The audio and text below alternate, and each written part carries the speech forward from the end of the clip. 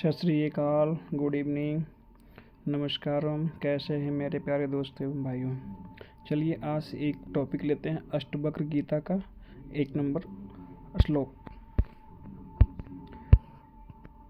यह है कथम ज्ञानम वाप्नोति कथम मुक्तिर्भविष्यति वैराग्यम च कथम प्राप्तमेत ध्रुवयो मम प्रभो।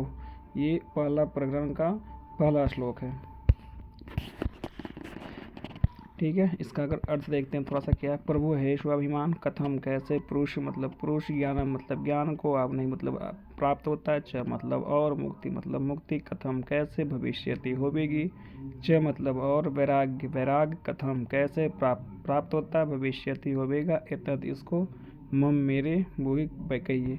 अगर इसमें उसमें ऐसे कुछ इतना हार्ड ये संस्कृत है नहीं, बस आप हिंदी भी पढ़ के काम चला सकते हो।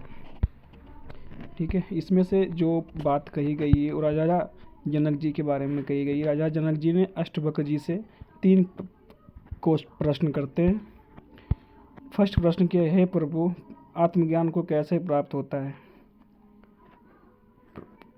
फर्स्ट क्वेश्चन है कि आत्मज्ञान कैसे प्राप्त होता है। फिर दूसरा क्वेश्चन है कि संसार बंधन से कैसे मुक्त हो जाता है। और फिर वैराग्य की प्राप्ति कैसे होती है। ये 3 क्वेश्चन है। अब इसमें देखते हैं। राजा का तात्पर्य यह था कि ऋषि वैराग्य के स्वरूप को, उसके कारण को और उसके फल को, ज्ञान को, स्वरूप को।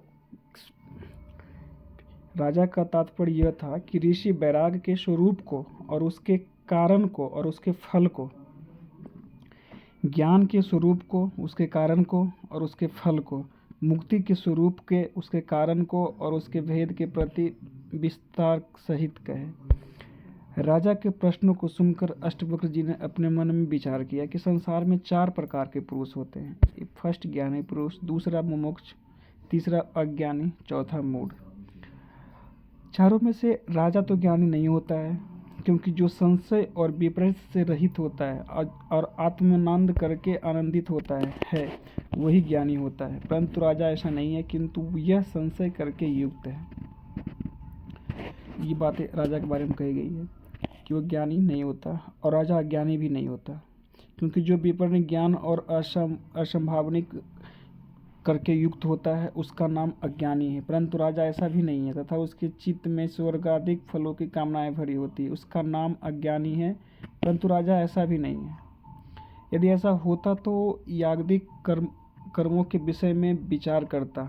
याज्ञिक मतलब जो अलग कर्म होते हैं, सो तो उसने नहीं किया। एक मूढ़ बुद्धि वाला, जो कम बुद्धि वाला वही होता है, क्योंकि वो मूढ़ बुद्धिमान होता है, वो कभी भी महात्मा को दंडवत प्रणाम नहीं करता है।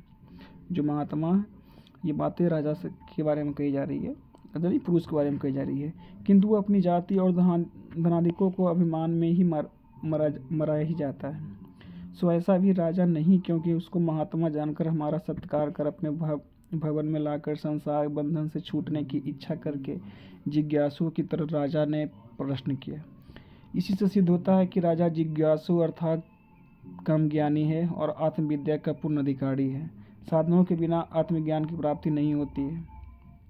इस वास्ते देखो, ये इसमें बहुत अच्छी बात बोली गई है। और एक बात ये है कि साधनों के बिना आत्मज्ञान की प्राप्ति नहीं होती है, तो हमें कोई न कोई किसी न किसी रूप में किसी का साधन खोजना जरूरी है। इस वास्ते अष्टवक्र जी प्रथम राजा के प्रति साधनों को कहते हैं।